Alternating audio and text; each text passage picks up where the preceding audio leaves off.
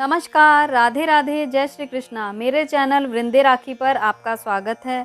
आज मैं आपको इस वीडियो में जीवित पुत्रिका व्रत की कथा सुनाऊंगी। यह व्रत आश्विन मास के कृष्ण पक्ष की अष्टमी तिथि को किया जाता है। तो इसकी जो कथा है वो मैं आपको इस वीडियो में सुनाऊंगी। एक बार नैमिषारण्य के निवासी ऋषियों ने संसार के कल्याणार्थ सूत जी से पूछा, हे सूत महाराज, कराल कलिकाल में लोगों के बालक किस तरह दीर्घायु होंगे, सो कहिए। सूत जी बोले, जब द्वापर का अंत और कलयुग का आरंभ था, उसी समय बहुत सी शोकाकुल होकर स्त्रियों ने आपस में सलाह की कि क्या इस कली में माता के जीवित रहते पुत्र मर जाएंगे। जब वे महर्षि गौतम जी के पास पहुंची तो उस समय गौतम जी आनंद के साथ बैठे थे।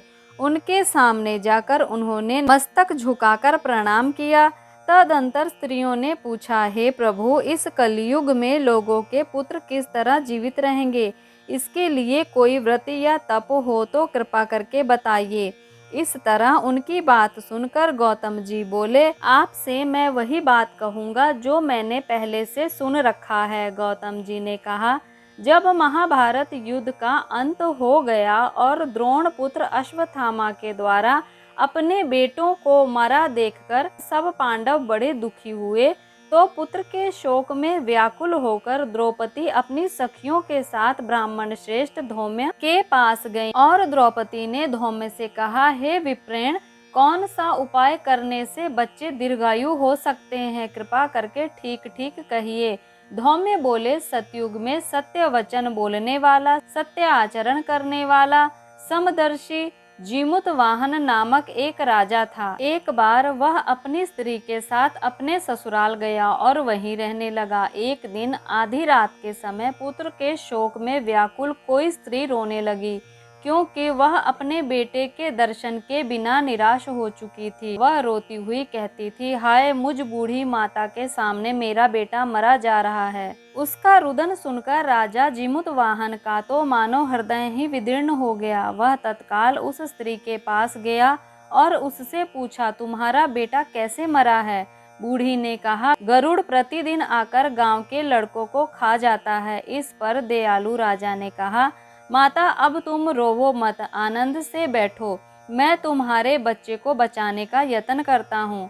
ऐसा कहकर राजा उस स्थान पर गया जहाँ गरुड़ आकर प्रतिदिन मांस खाया करता था। उसी समय गरुड़ भी उस पर टूट पड़ा और मांस खाने लगा। जब अतिशय तेजस्वी गरुड़ ने राजा का बायां अंग खा लिया तो झटपट राजा ने अपना दाहिना अंग फेर कर गरुड़ के सामने कर दिया। यह देखकर गरुड़ जी ने कहा, तुम कोई देवता हो?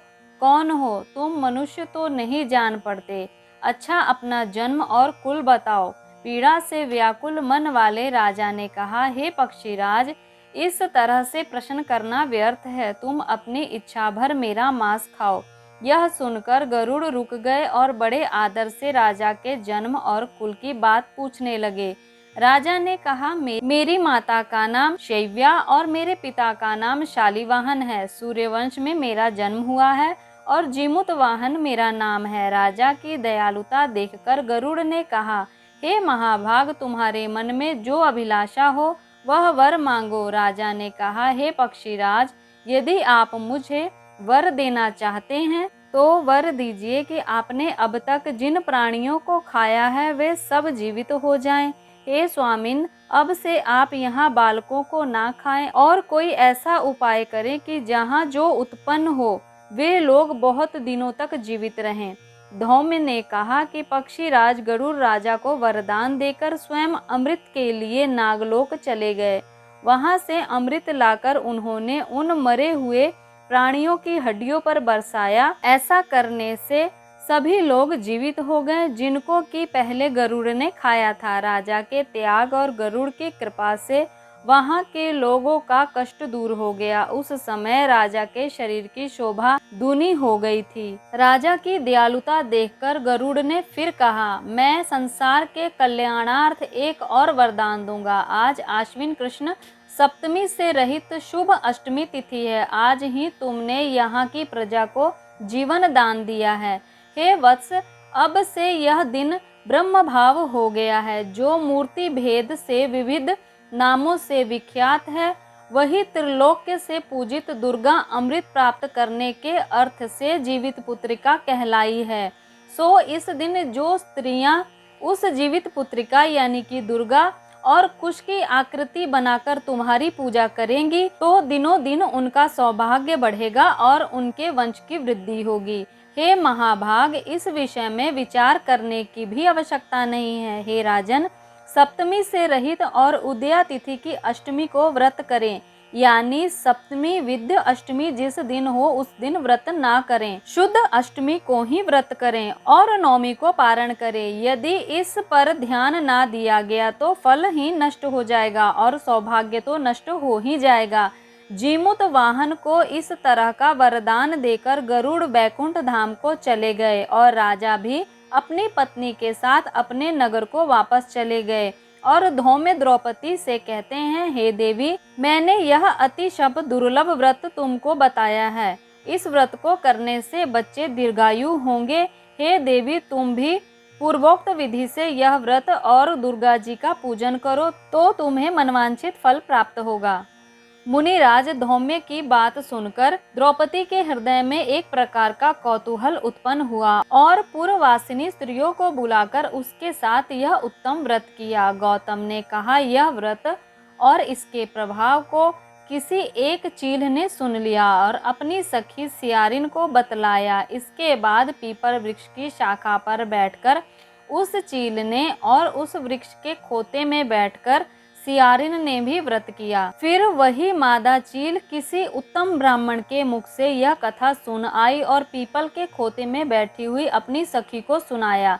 सियारिन ने आधी कथा सुनी थी कि उसे भूख लग गई और वह उस समय शव से भरे एक शमशान में पहुंची। वहां उसने इच्छा भर मांस का भोजन किया और चील बिना कुछ खाए पिए रह गई और सवेरा हो गया। सवेरे वह गौशाला में गई और वहां गौ का दूध पिया। इस तरह नवमी को उसने पारण किया। कुछ दिनों बाद वे दोनों मर गई और अयोध्या में किसी धनी व्यापारी के घर में जन्मी। संयोग से उन दोनों का जन्म एक ही घर में हुआ, जिससे सियारिन बड़ी हुई और चील छोटी। वे दोनों सभी शुभ लक्षणों से युक्त थी, इसलिए बड़ी लड़की काशी राज के साथ और छोटी उसके मंत्री के साथ ब्याही गई। विधि पूर्वक उनका विवाह हुआ। पूर्व जन्म के कर्म फल से वह मृगनयनी सियारिन रानी हुई। जिस किसी भी संतान को उत्पन्न करती वह मर जाती थी और पूर्व जन्म की बातों को स्मरण करने वाली मंत्री की पत्नी ने अष्ट वसुओं के सदर्श तेजस्वी 8 बेटे उत्पन्न किए और सभी जीवित रह गए। अपनी बहन के पुत्रों को जीवित देखकर ईर्ष्यावश राजपत्नी ने अपने स्वामी से कहा, यदि तुम मुझे जीवित रखना चाहते हो तो इस मंत्री के भी पुत्रों को उसी जगह भेज दो जहां मेरे बेटे गए हैं, अर्थात इन्हें मार डालो। यह सुनकर राजा ने उस मंत्री के पुत्रों को मारने के लिए कई प्रकार के उपाय किए, पर मंत्री पत्नी ने जीवित पुत्रिका के पुण्य बल से बचा लिया। एक दिन राजा ने अपने आदमियों से उन पुत्रों का सिर काटकर पिटारी में रखवाया और वह पिटारी उनकी माता मंत्री पत्नी के पास भेज दिया, किंतु वे 8 सिर बेशकीमती आभूषण बन गए और भले चंगे वे 8 लड़के अपनी माता के पास चल गए। उनको जीवित देखकर राजपत्नी को बड़ा विस्मय हुआ। अंत में वह मंत्री की पत्नी के पास गई और उससे पूछा, बहन, तुमने कौन सा ऐसा पुण्य किया है जिससे बार बार मारे जाने पर भी तुम्हारे बेटे नहीं मरते? इस पर मंत्री की पत्नी ने कहा, पूर्व जन्म में मैं चील थी और तुम सियारन। हमने और तुमने साथ साथ जीवित पुत्रिका का व्रत किया था। तुमने व्रत के नियमों का भली भांति पालन नहीं किया था और मैंने किया था। इसी दोष से हे बहन तुम्हारे बेटे मर जाते हैं और राजरानी अब भी तुम उस जीवित पुत्रिका का व्रत करो, तुम्हारे बेटे दीर्घायु होंगे। मैं तुमसे सच सच कह रही हूँ। उसके कथा अनुसार रानी ने व्रत किया, तभी से उसके कई बेटे सुंदर और दीर्घायु होकर बड़े बड़े राजा हुए। सूत जी कहते हैं कि सब प्रकार का आनंद देने वाला मैंने यह दिव्य व्रत बतलाया। स्त्रियां चिरजीवी संतान चाहती हैं तो विधि पूर्वक यह व्रत करें। तो ये थी जीवित वाहन यानी कि जीवित पुत्रिका व्रत की कथा। अपनी प्रतिक्रिया या राय देने के लिए कमेंट जरूर करिएगा या कमेंट बॉक्स में राधे राधे या जय श्री कृष्णा जरूर लिखिएगा। और ऐसी ही जानकारियों के लिए हमारे हिंदू धर्म से जुड़ी हुई, व्रतों त्योहारों से जुड़ी हुई, मंत्रों से जुड़ी हुई जानकारियाँ प्राप्त करने के लिए और बहुत सारे उपाय जो हमारे शास्त्रों में बताए गए हैं, वह सब जानने के लिए हमारे चैनल से जुड़े। चैनल को सब्सक्राइब करके बेल आइकन को जरूर प्रेस कर लें ताकि आने वाली हर वीडियो आप तक पहुंच सके। तब तक के लिए नमस्कार।